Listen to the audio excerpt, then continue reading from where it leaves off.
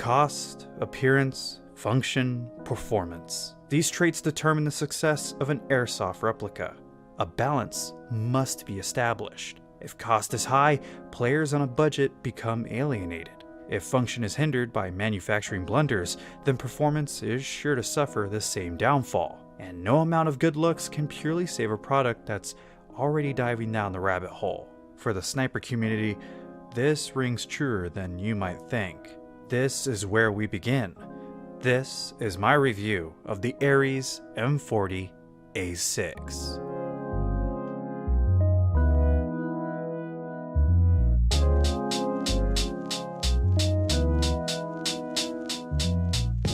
Ever since 1966, with the introduction of the Remington 700 rifle, impressing shooters has been a routine task, be it with wildlife hunters or hunters of the human variety in Vietnam.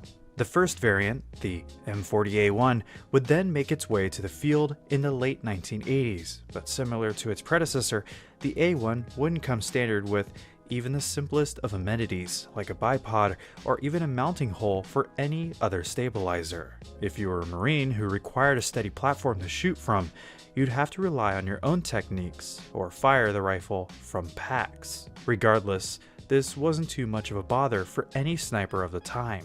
Vietnam veterans would say to this day that their scopes would fail long before their rifles would malfunction, and in Iraq, long falls, barrels of sand, heavily damaged stocks, and even a strike from a train couldn't stop this rifle from performing its duty, no matter if it was an A2, an A3, or so on to the A5. The stock might have been upgraded with the A3 through the A5 for better modularity and detachable 308 magazines, but the original Remington 700 action stayed much the same, even when changing calibers in rapid succession became quite important for bolt action users in the mid-2000s. The M40A6, with its newer highly modular Remington Defense RAX USMC chassis, would win a contract with the USMC in November 2014 before being able to hit the field in June 2016. The Marines wanted a more modular, smaller, and easier to transport rifle, and the A6 was the answer. However, in 2019, the Mark 13 would be put into full production, a rifle that scout snipers highly approve of. The M40A6 is to be used as a training rifle for the United States Marine Corps for the time being, unless the Mark 13 fails in some way to be fully adopted. But even if the Mark 13 is successful at doing away with the M40, I can't truly see this rifle being away from the battlefield for too long. Starting this in-depth review where we always begin, we focus our attention to the cardboard box this rifle arrived in. I'm assuming this begins the list of differences you might experience compared to the package that I received, as this box is completely void of trademarks, manufacturing markings, or anything else. On the outside, this is an innocent brown box, nothing more. Opening it reveals the proper lid and all the extras my rifle was sent with. I believe this box is inside out so as to avoid US customs. I've seen these same box shenanigans when I got my Tokamuri PSG-1, but this doesn't really stop anything. This package was seized and held by US Customs for nearly 4 months before I received it. Again, you'll see some differences since Ares wanted me to try out all of the accessories for the M40A6, hence the suppressor, the proper muzzle brake, the replicated aluminum and steel hair style bipod, and the extra magazine that I personally asked for. As for instructions or information regarding this Ares rifle, you'll only be handed this card with info that anyone could figure out for themselves after a couple minutes handling this M40. The lid isn't much help either. The graphics of the MSR variants and the A6 look great, but that won't help me much. It's not until you realize that the back of the card has a QR code to scan, so you can read through the 2 pages of instructions given to you. Again, this is not much to go on. Taking the rifle that's been wrapped in a plastic bag out from the box, a 2700 count bottle of biodegradable 0.25 gram 5.95mm BBs, a ramrod speed loader, and this seemingly important hop-up adjustment tool, we then move on from the unboxing and onto the first impressions. First impressions start off strong, as you would hope for a spring-powered airsoft replica that edges into the $600 price range, with the real M40A6 nearing $7,000 per unit.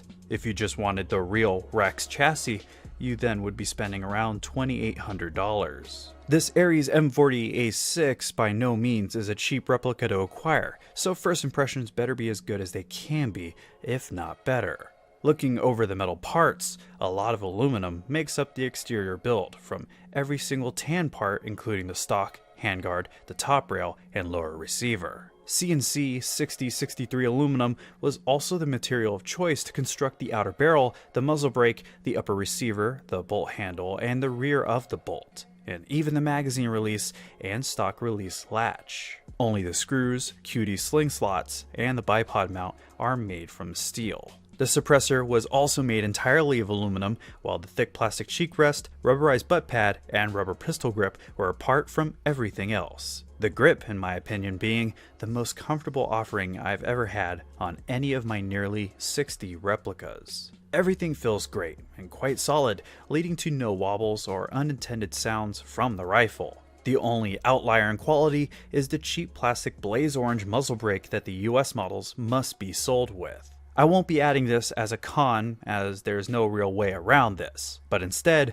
I'll let you know that you'll need a pot of boiling water or a heat gun to soften up the glue underneath. That way you can break it off much easier, but even then it might fall apart when trying to pry it off from its threads. Placing the naked Ares M40A6 on the scale, I got a weight of 7 pounds 12.1 ounces. The magazine weight was a low 6.9 ounces, and the suppressor came in at 9.6 ounces. If you choose to add all these items onto the A6, you'll have a 9 pound 10.3 ounce rig without a scope or mount present. For reference, the SSG-10A2 that we went over a while ago weighed in at 6 pounds 9.8 ounces naked, and since that rifle is comparable to the JG Bar 10 and Tokamuri VSR 10, the two most popular sniper rifles in airsoft, you can infer that you'll only be a single pound heavier than most of your long-range competition. The lack of a full steel construction definitely aids in keeping this weight gap as close together as possible. For how big this rifle is, the weight could have been much worse.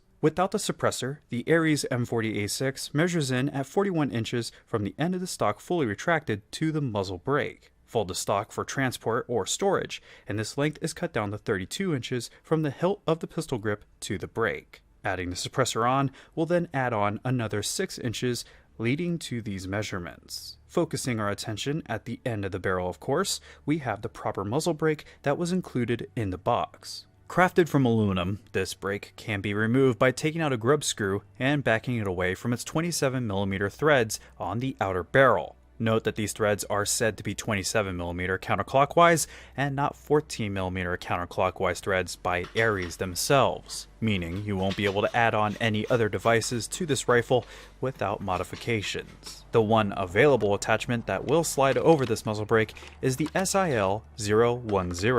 Now the suppressor is completely hollow and easy to disassemble. Use that to your advantage to make the most of this attachment. Even without foam, this hollow suppressor does dampen the report. Expect to hear some examples at the end of this review.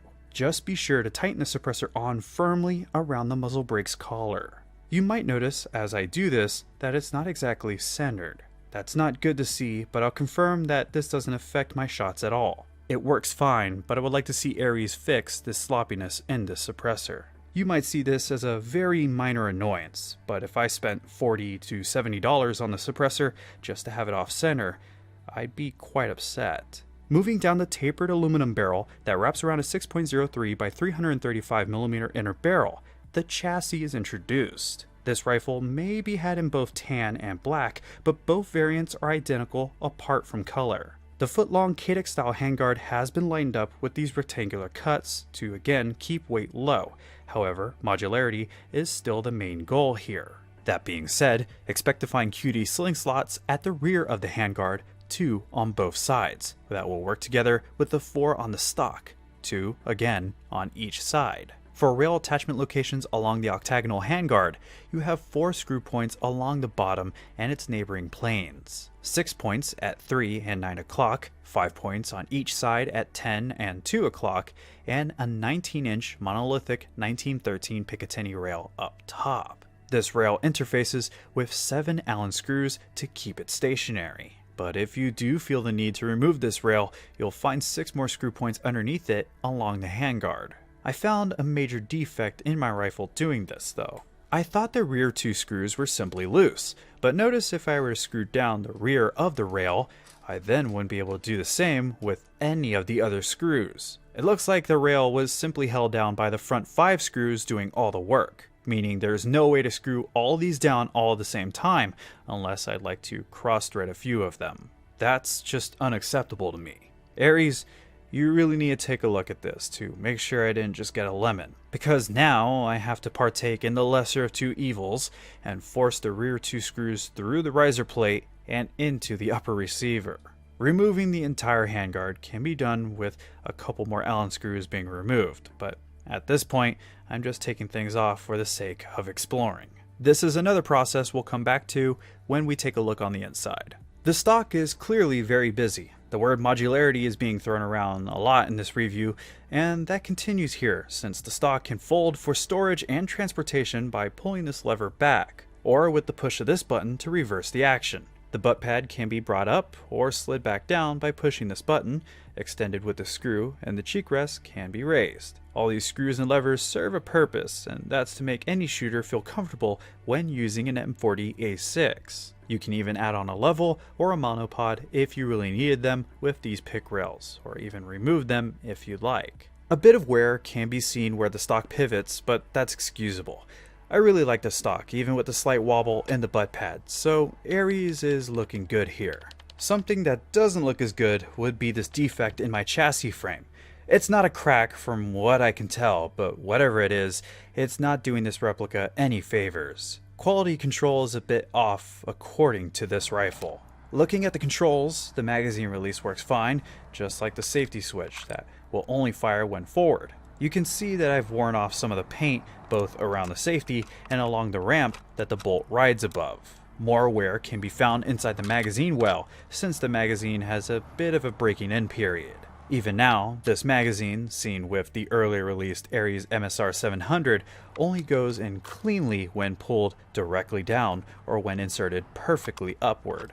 It used to be a lot worse whenever I first got this rifle, but I guess now I'll just accept it after the break-in period. A minor detail would be the serrations on the trigger for a bit of grip, just like how the bolt handle is also checkered. Drawing the bolt back will charge the piston smoothly and quietly. However, this makes the play in the trigger very apparent, but the break is sudden afterwards. Not much pressure is needed at all. After the break, you have nearly a half inch of over travel though. Unlike the Ares MSR that this rifle follows after, this M40A6 is pretty bare in regards to trademarks. You only have the serial number on the bolt and the F and the S on the receiver to reflect the mode that the rifle is in, either safe or fire. And that's it. Now, if I'm to continue with this review, the next segment has to be the breakdown, so let's remove the top rail again, as well as the chassis from the trigger assembly, barrel, and the upper receiver. With the M40A6 in this state, we can see exactly how the aluminum 40-round mid-cap magazine can be placed exactly where it should be, unlike a standard VSR-10. Since the hop-up and the end of the piston head is further down from where the magazine should feed into the rifle, this plastic BB track, or tube, routes BBs forward with pressure from the magazine. Ergo, this tube, or ramp, will still be loaded with about 30 BBs even after you remove the magazine, unless you exhaust this supply by performing a trick that feeds BBs directly into the hop-up. You can also see how inserting a magazine pushes back on this plastic plate that's under spring tension. This plate acts as a secondary safety that won't allow you to fire the M40A6 unless a magazine is in the mag well. You can always reach into the magazine well to manually push this plate rearward to be allowed to fire this rifle whenever you want to, or you can also remove this plate entirely to disengage this feature. I'd honestly recommend that you do this right away with this rifle, as I had some major issues with the piston not hooking properly without a mag inserted. You won't be in this position very often, but regardless, this is not good for your internals to have happen over and over. I understand that this plate was added on probably for a bit of extra safety, since you'll almost always have a BB in the feed ramp, meaning that the rifle is always loaded, but removing this plate is just my preference. After removing every necessary screw and stripping the rifle down, I found that the cylinder had a lot of wear already over the course of 3 months of using it on and off for testing purposes. The trigger sear was also heavily worn in. Keep in mind that these parts are aluminum, not steel. So if you're looking for parts to upgrade, I'd start here. A piston swap wouldn't be a bad idea either, but you do get a single O-ring on the piston. The spring was linear and the spring guide was standard. The cylinder and its parts, like the silent piston head, look to be VSR-10 compatible, but I can't say the same for the trigger pack. It's a good thing that this trigger pack shares parts with the MSR, which itself has several upgrades to pick from to ease some worry. You can definitely thank some MSR fans out there for making the aftermarket parts available. Taking the inner barrel and its hop-up out of the aluminum outer barrel, I noticed 0 barrel spacers wrapping around the brass inner barrel. Only a single choke at the end of the outer barrel will stabilize things. The hop-up was all standard VSR-10, thankfully, but again, this bucking has seen better days. And the top-down center hop-up adjustment can be very annoying if you didn't set it correctly before adding on a scope and mount. You'll definitely block it if you have a larger scope equipped, so keep your Allen wrench sets ready and show up a little early if you really want to use this rifle, so you can make your adjustments before the games. At least you do get 2 points pushing onto your BB thanks to the bucking to steady the BB's path down the barrel. But again, ragging on the hop-up, the adjustment tool can be easily replaced with an Allen wrench of matching size. What this tool should really be used for is to back out the sear from the piston and cylinder by screwing it through here. I wouldn't say that doing this is difficult, but I'd rather only have to do this when it's absolutely necessary for cleaning or modification purposes. In many areas, Ares recycled parts from the MSR and several of their other rifles to put together the M40A6, and that's not a bad thing. It's actually helpful when you're used to other Ares bolt actions. The BB's ramp again makes its return, and for those unaware, this ramp can be a pain and a blessing to work with, since roughly 30 BBs can be held in limbo without back pressure from the magazine or from gravity. Let's just say you can always tell when you have reserve ammo. You can think of this as last resort ammunition that can only be fed into the hop-up if you tilt the rifle downward as you charge the bolt. This also means that after loading a 45 round magazine, it would be best to take that magazine out again, load it back up, before reinserting it. That way, you have the maximum capacity possible. And at the end of the day, if you're ready to unload your rifle completely, then stick a finger in the magazine well and hit the BB ramp release to allow the reserve ammunition to fall out. Now, when releasing a magazine normally, you'll waste 2 BBs if the mag is still loaded. The same way 2 will be wasted if you release the magazine with the bolt fully retracted. Attempting to charge the bolt a second time before firing your first loaded round will push the first round through the hop-up before the BB rolls down the barrel. Turning on my Ace Tech chronograph and grabbing .2s, .32s, and .4 gram BBs, FPS was quite inconsistent at first with .2s. Interestingly, the rifle corrected itself with .32s and with the 4s. I would never recommend using .2 gram BBs with something like this, so you can ignore those readings if you like to. However, do focus your attention to the sudden jumps in joule readings as you watch these tests. It wouldn't be wrong of you to assume that this rifle could definitely benefit from a spring swap. Focusing on range and consistency at 50 feet with .32 gram BBs, of course you won't have any problems with hitting even a target smaller than a human hand. 100 feet is just as easy. Simply pointing this rifle in the general direction will most likely net you a hit. Only at 150 feet do shots deviate if you're as quick as I am here. If you focus your shots, then you'll get hits with .32s. You'll see the max strength of your hop-up, however. I'm going for mid-back shots here, but I'm only getting hits on the butt and legs on my friend who's actually watching a football game on his phone during these tests. I'd make use of the TM compatibility and get a new hop-up and some new compression parts, because even with no wind, the stock range is lacking already. I would expect 200 feet from a rifle like this, but sadly, that's not really achievable. Returning to the city, I get to put a value to the report of this Ares M40A6. On an empty magazine, shots were much louder as expected. Only when firing BB through the barrel did the silent piston head really shine. Either way you might see this rifle, it's not a loud piece of equipment. It really isn't. As long as you can stay stealthy, even if you miss, you should be undetectable to any enemy at range. Just pull the bolt back and go for another shot. The Ares M40A6 is a beautiful rifle, be that in tan or black, with or without the suppressor, and it's a challenge to use effectively. There is a lot of workarounds that shouldn't need to exist, however. Several points to fault and look down on that makes the $600 investment seem unimaginable. You've heard me point out all the good, the bad, and of course the ugly for a while now, but listen to what I'm about to say.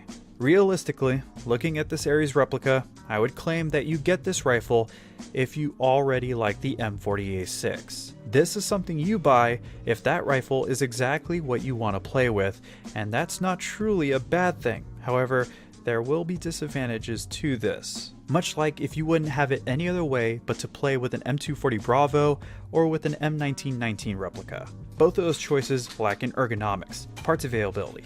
Both are quite bulky, heavy, and expensive to obtain. But if that's the replica you want, then there's nothing that will get in your way to make it work. An M249, or for this example, a VSR-10, could do the same job without many of those downfalls, but it just wouldn't be what you're looking for. Would I outperform a VSR-10 or even a Silverback SRS with this rifle? No, absolutely not. But if I wanted to have an enjoyable experience with my favorite rifle at a local field, I would have it no other way. But would I use an M40A6 like this with all of its flaws, or a spring-powered WA2000 over a standard M40 or a $2,000 plus Snow Wolf Barrett? Well, what do you think? I hope you enjoyed this in-depth look at the Ares M40A6. I try to do my very best to cover every detail, even if some details are minute, but don't just stop here. If you really want more information, then look around on other videos and other articles out there on this rifle. There aren't many yet, but that might change with the coming months. Or ask me any question you might have on your mind about this rifle, and I'll do my best to answer all of them. Also, if you really appreciate these longer, detailed article-style reviews, then maybe consider becoming a USAirsoft channel member to support my work. Every member gets perks like knowing what video is coming up next before anyone else knows, helping with video ideas, and even getting to see videos hours or even days before they go public to everyone else. The button to join can be found on the channel homepage or down below near the ratings of this video. It's because of these members that I get to do more videos like these whenever I'd like to. But if that's not your thing, then you can always just subscribe or hit the like button on this video. I would definitely appreciate it. I do need to thank Ares for sending me the gear that I got so I could even make this review that I hope you enjoyed. A link to their website will of course be in the description. Next up, I have a few shooting bits and some raw audio samples to give you an idea of just how quiet the M40A6 can be, so stay tuned. But until that next video drops from the city of San Antonio, this has been Scott Hollenbeck, and I will be sure to see you all next time.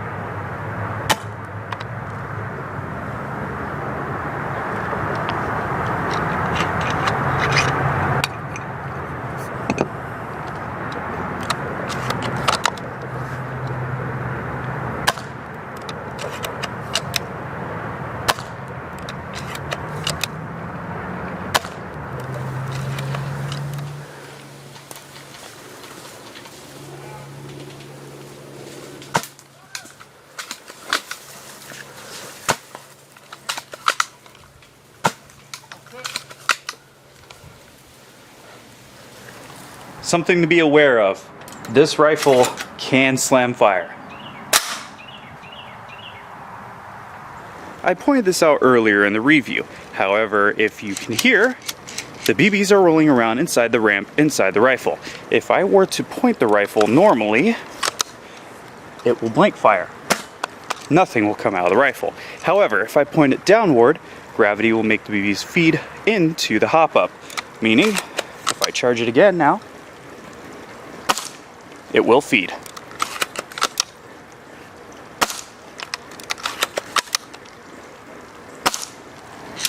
This also makes the gap much larger in between the BBs and the hop-up, so I'd really recommend that you just go ahead and eject the magazine, reload it, and then fire that way.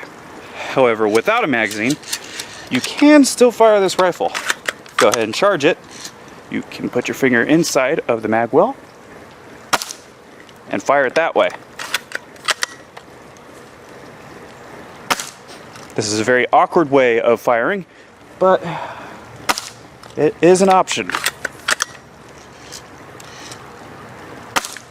So to give an example of how the BB ramp here works with a fully loaded magazine, I'll place it in. You can hear the spring from the magazine launch BBs into the tube. And if I shake it, there won't be any real rattling coming back and forth between the BBs and the actual ramp or the tube. But what I would really recommend is that you reload the magazine once again so you can get the full amount of ammunition into the rifle and the magazine.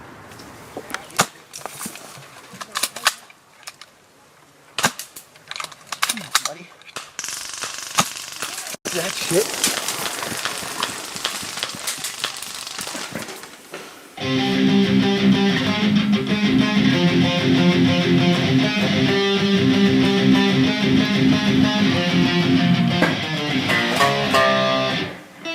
Oh, I should have kept playing so you have to